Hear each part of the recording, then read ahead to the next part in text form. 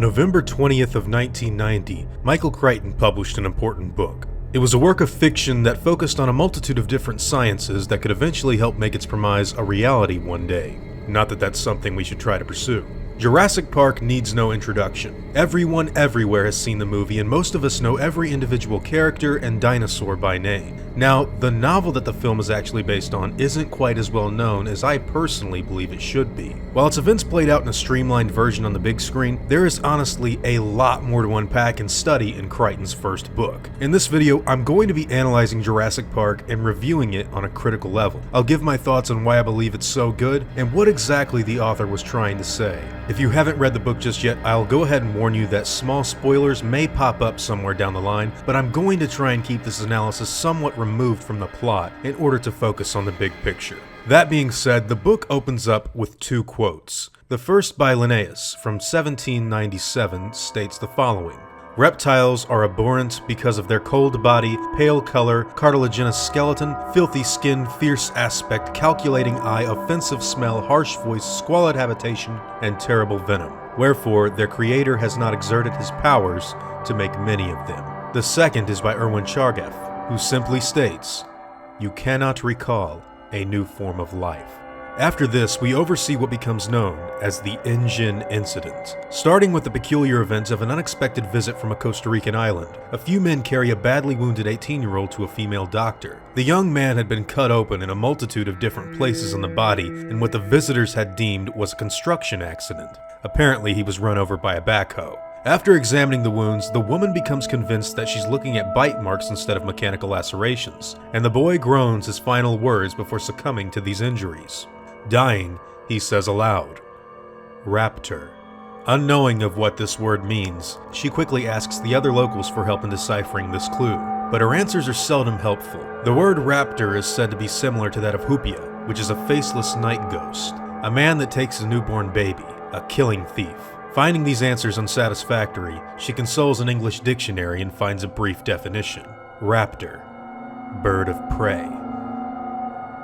We are then introduced to a small girl that ends up meeting what's described as a little green lizard on a beach in Costa Rica. After the girl is bitten by the lizard, an investigation is carried out to find out what attacked her. Martin Gutierrez eventually finds the remains of a small green lizard being consumed by a local howler monkey. After acquiring what's left of the carcass, he sends it to some scientists to study. Eventually, this leads us to Alan Grant, a paleontologist that identifies it as a Procompsognathus. Soon, he and his co-worker Ellie Sattler are visited by lawyer Donald Gennaro and invited by billionaire John Hammond to visit his expensive and top-secret resort, Jurassic Park.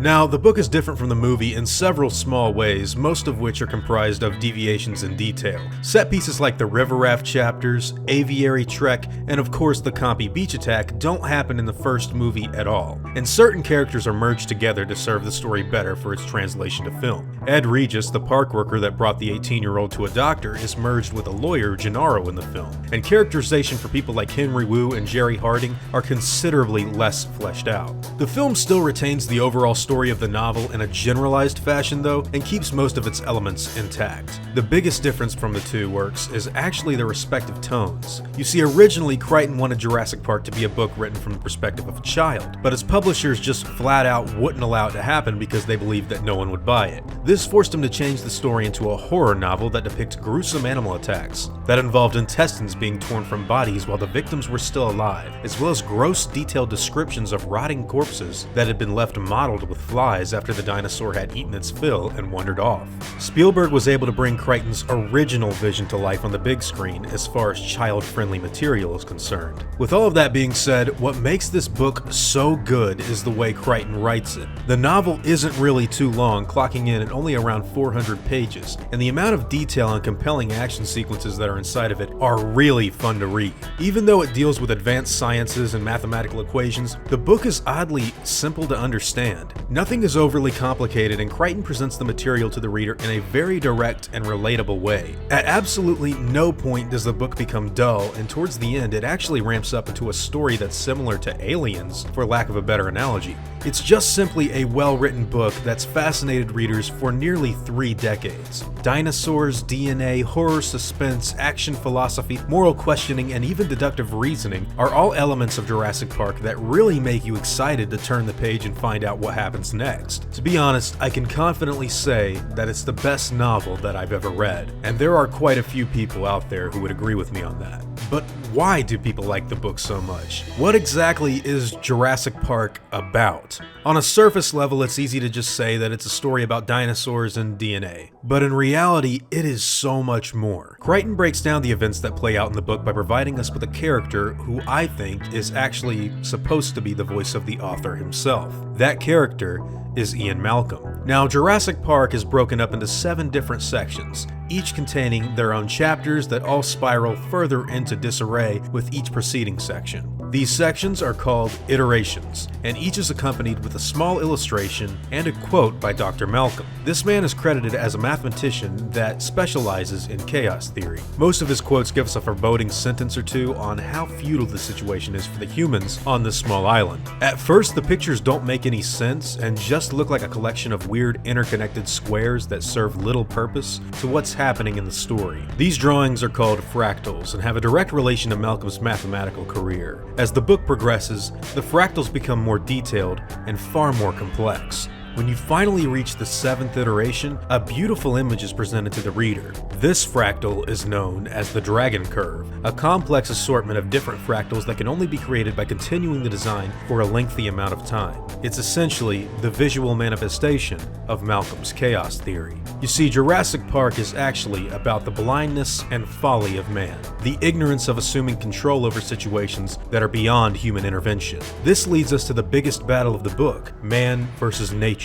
Unfortunately for man, he is unfit and ill-prepared to go up against the opponent that his ignorance has presented him with. These abhorrent reptiles have been created in mass and begun to challenge man's control over them, a control that was never really even there to begin with. Ambition and to a lesser extent greed are the major causes for Jurassic Park's downfall. Again, lessons in genetics, paleontology, and of course chaos theory are all present within the story, but at its core, the book is actually a cautionary tale for adults more than anything. We were all told stories of Hansel and Gretel or The Boy Who Cried Wolf as children, but this work of fiction is actually rooted in scientific reality to some extent. Even though we may never mine DNA out of fossilized amber, scientists are actively attempting to recreate extinct animals in a variety of different ways that some consider to be unnatural. And the intended effect of this new creation could create ripples in the water for those who choose to play with such power. This book is less political and more philosophical and to some extent psychological. It's an amalgamation of different sciences that humans are exposed to in an intelligent way, and their reactions to such weird scenarios are written and explored in great detail. There's really no way for someone to look at this material and call it simple-minded. No, Jurassic Park is science fiction at its very best, and within its thought-provoking pages, ideas and moral lessons can be found presented in great intensity from its author. If you haven't read the book just yet, I would highly recommend doing so because it just really is a good read. Analyzing the material has actually left me interested in picking it up again, and I may just do that in the near future. Next time I'll be reviewing something will be for the original film, Jurassic Park. I'll be doing all the movies and books in order of how they were released, so be sure to look out for those coming up. Now, before I go, I want to thank my game wardens, as well as all of my InGen executives. I'd also like to thank all of my park workers and InGen hunters as well. It means the world to me that you guys enjoy what I do so much, and I seriously am eternally grateful for every ounce of support that you've shown me. Now, I'd like to thank you all for watching this video, and hope that you all enjoyed today's content. If you feel like I deserve it, I'd appreciate the like and hope that you'll consider subscribing if you're interested in hearing from me again. I'll see you on the next video, guys. And as always, take it easy.